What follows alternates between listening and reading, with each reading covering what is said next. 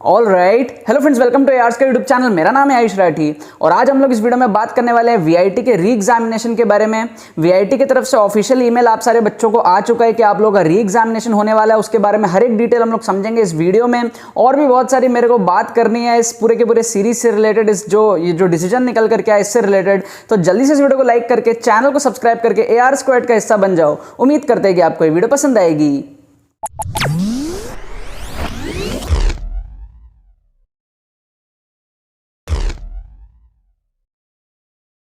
तो यार ये हम सभी के लिए बहुत ही एक खुशी का मौका है। बहुत सारे बच्चे एग्जाम्स जो है वो नहीं दे पाए थे टेक्निकल इशू के कारण, बहुत सारे प्रॉब्लम्स के कारण, और ये हमारे पास में बहुत ही एक अच्छा अपॉर्चुनिटी मिला है कि वीआईटी ने एक्सेप्ट कर लिया है री एग्जामिनेशन की डिमांड को। और वीआईटी ने आप सभी बच्चों को जिन्होंने भी एग्जाम नहीं दे पाए थे, अटेम्प्ट नहीं कर पाए थे, उन सबको मेल भेज दिया है कि आप लोगों का एग्जाम 10 तारीख को होगा। उसकी स्लॉट बुकिंग वगैरह सब चीज़ें आप कर सकते हो। तो सबसे पहले बताता हूँ हुआ क्या था। हम लोगों ने जो है सबसे पहले मैल प्रैक्टिस को एक्सपोज किया था इस चैनल पे। उसके बाद में बहुत सारे स्टूडेंट्स जो एग्जाम नहीं दे पाए थे उसके अगेंस्ट हमने आवाज उठाई थी कि यार इन स्टूडेंट्स को जो एग्जाम नहीं दे पाए कोड तंत्रा सॉफ्टवेयर की फेलियर की वजह से, उनको अपॉर्चुनिटी मिलनी चाहिए थी वापस से एग्जाम देने के लिए, राइट। और आप सब ने जितने भी जो सपोर्टर्स थे मेरे, जो वीडियोस देख रहे थे, शेयर कर रहे थे, लाइक कर रहे थे, कॉमेंट कर रहे थे, उसको ट्रेंड करा रहे थे, ट्विटर पे हो चाहे इंस्टाग्राम पे हो, हर जगह जो भी इस चीज़ में बिलीव कर रहे थे कि हाँ शायद कुछ हो सकता है, मेरे तरफ से उन सभी लोगों को बहुत बहुत सल्यूट है। क्योंकि आप लोग ये चीज़ में बिलीव कर पाए जो बाकी लोग बिलीव नहीं कर पा रहे थे। बहुत सारे लोग कह रहे थे, बहुत सारे बड़े बड़े यूट्यूबर्स कह रहे थे कि यार वीआईटी तो प्राइवेट बॉडी है, प्राइवेट बॉडी है तो वो क्यों सुनेगी। यार प्राइवेट बॉडी है तो हम क्या बोलना बंद कर देंगे? क्या कोई प्राइवेट बॉडी है तो कुछ गलत कर रही है तो हम उसके खिलाफ आवाज़ नहीं उठाएंगे? हमारे साथ कुछ गलत हो रहा है तो हम उसके साथ आवाज़ नहीं उठाएंगे? ये कहाँ का नियम कानून है? प्राइवेट बॉडी है, कम सुनती है, माना, लेकिन उसके अगेंस्ट आवाज़ उठाना तो ज़रूरी है ना।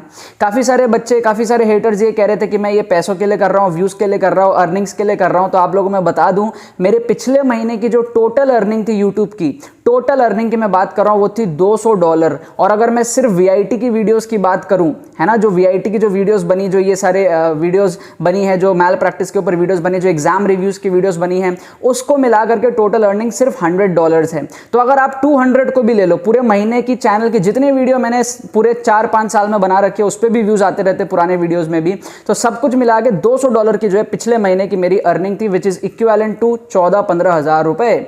ठीक है, उसमें भी थोड़े टैक्सेस वगैरह जो है कट जाते हैं। अब 14-15 हज़ार रुपए का मतलब क्या है? एक बच्चे ने अगर 1100 रुपए की एप्लीकेशन फीस भरी है तो कितने एप्लीकेशन फीस हो गए? कितने बच्चों के एप्लीकेशन फीस हो गए? 12 बच्चों के, 13 बच्चों के, 14 बच्चों के, 15 बच्चों के, बस, राइट। और अब एक दूसरा एंगल देखो इस चीज का। सोचो अगर 2 लाख बच्चों ने वीआईटी दिया तो उसमें से अगर 1% बच्चों को भी ये प्रॉब्लम्स आई थी, राइट, अगर 2000 बच्चों को भी ये प्रॉब्लम्स आई थी तो हर बच्चे ने 1000 रुपए, 1100 रुपए का जो एप्लीकेशन फीस है वो भरा था।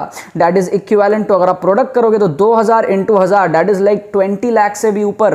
20 लाख से ऊपर का अमाउंट जो है वो वेस्ट जा रहा था, वो एज इट इज वेस्ट जाता और बच्चे कुछ नहीं कर पाते अगर आप आवाज नहीं उठाते तो, राइट। तो हमने जो लड़ाई लड़ी है, मैंने जो लड़ाई लड़ी है, मैं ऐसे ही हर वक्त नहीं आ जाता कि यार पिटीशन फाइल करो, ये करो, ये गलत हुआ, बोर्ड एग्जाम ये करो, वो करो, है ना। मैं हर समय नहीं आता, ठीक है। आप लोगों को याद होगा, बहुत सारे बच्चे जो मेरे साथ पुराने जुड़े हुए हैं, 2018 में या फिर 19 में जो एनटीए का नया सिस्टम आया था परसेंटाइल का, उस वक्त बहुत सारे बच्चों के जो मार्क्स आए थे, परसेंटाइल आए थे, वो उसमें बहुत हौच-पौच हो गया था। मतलब जो ट्रेंड चलता आया था लास्ट 10 साल का, वो ट्रेंड की पूरी ऐसी तैसी हो गई थी। और ऐसे में बहुत सारे यूट्यूबर्स आगे आए थे और उसके लिए पिटीशन फाइल करना स्टार्ट कर दिए थे।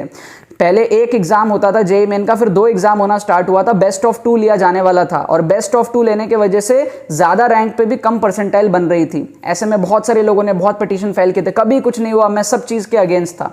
मैं तभी अपनी आवाज उठाता हूं जब मुझे जेन्युइनली लगता है कि हाँ यहां कुछ हो सकता है और यहां कुछ होना चाहिए।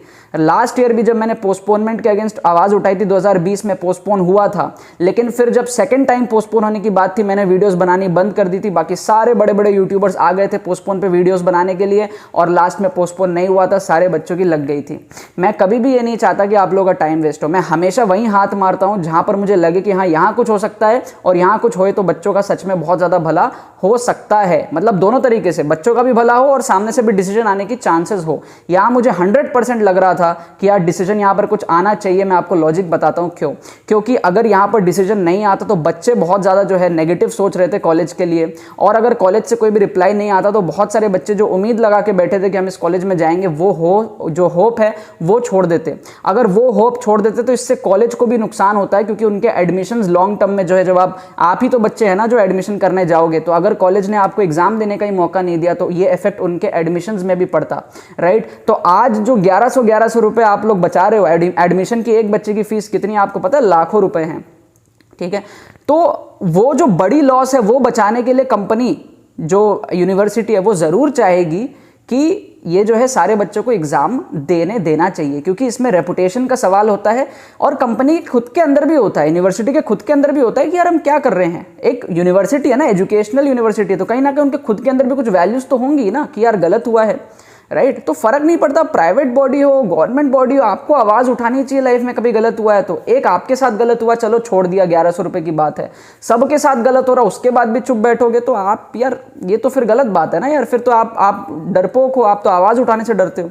बस यही थॉट था। फर्क नहीं पड़ता प्राइवेट बॉडी हो, फर्क नहीं पड़ता मेरे साथ कितने बच्चे हो, मुझे फर्क नहीं पड़ा कि कितने मेरे को डिसलाइक्स मिलेंगे, कितने मेरे को गालियां मिलेंगी, मुझे नहीं फर्क पड़ा। मुझे बस इतना ही फर्क पड़ा कि मैं कुछ अच्छी चीज के लिए आवाज उठा रहा हूं, और मुझे भरोसा था कि यार सामने से रिप्लाई जरूर आएगा, क्योंकि हमने इतना प्रेशर क्रिएट कर दिया था। आप लोगों को बहुत ज्यादा थैंक्स है, बाकी सारे यूट्यूबर्स को भी थैंक्स है जिन्होंने वीडियोस बनाए।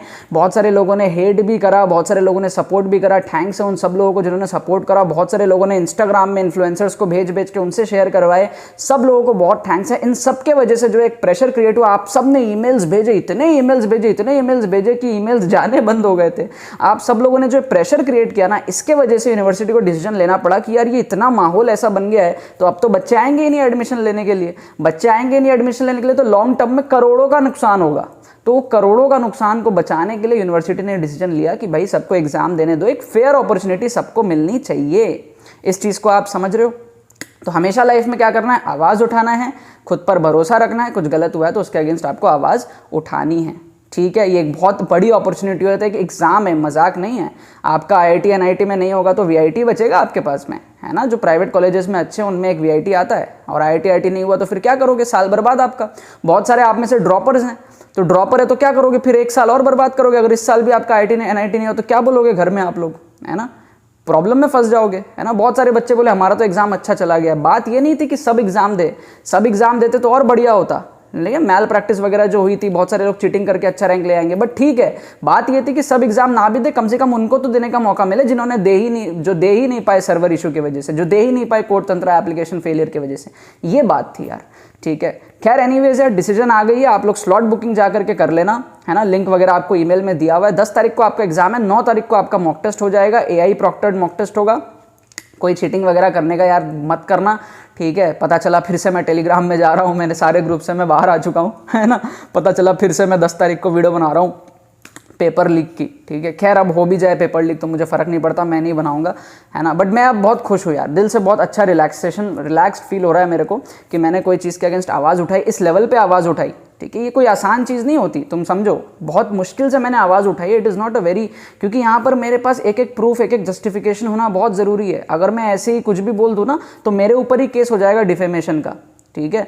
तो मैंने बहुत प्यारे तरीके से वीडियोस में इस तरीके से आवाज़ उठाई विद सारे प्रूफ एंड जस्टिफिकेशंस, ताकि कोई लीगल एक्शन मेरे ऊपर ही ना हो। मैंने सारे बच्चों के प्रूफ्स इसीलिए वीडियोस में दिखाए, ताकि कल को कोई मेरे को बोलता है कि तू कंपनी को वो कर रहा है, डिफेम कर रहा है, यूनिवर्सिटी को डिफेम कर रहा है, तो वो ना कर पाए कुछ भी चीज़, राइट। कोर्ट वहाँ पर उस चीज़ में बोलेगी कि भाई गलती तो आपकी, आपने एग्ज़ाम सही से सही से आपने एग्ज़ाम कंडक्ट नहीं कराया, उसकी क्या गलती है? उसने तो जो है वो बात रखा है बच्चों की आगे, और जो सच है वो बताया है और पोलाइटली बताया है, राइट। तो इतना आसान नहीं होता, चीज़ें बहुत दिमाग से करनी पड़ती है।